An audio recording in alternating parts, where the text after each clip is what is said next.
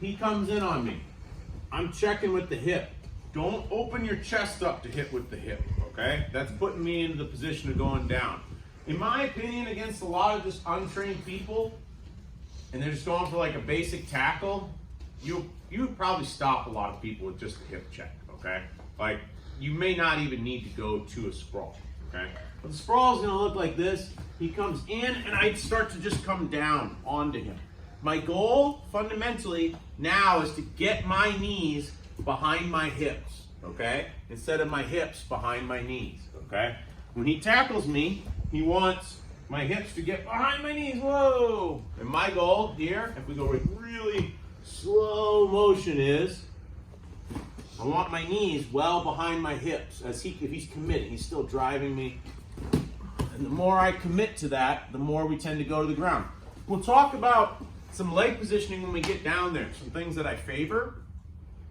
But I think it's more important to focus on getting your knees back than it is to think about, like, am I going into my universal sprawl right away? Am I doing this, that, the other? Like, just get your feet back, okay?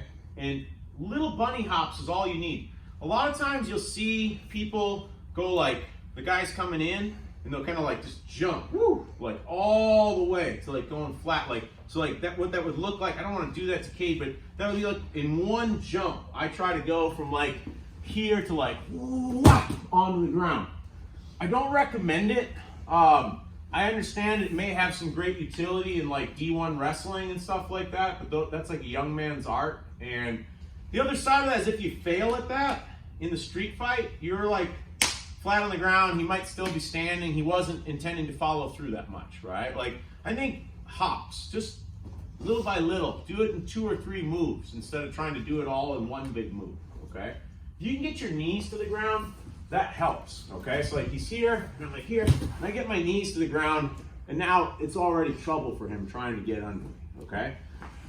But you do want to modify how much you go down. You're not necessarily trying to get all the way to the ground. You would see that in high-level wrestling because they know he's going in all the way.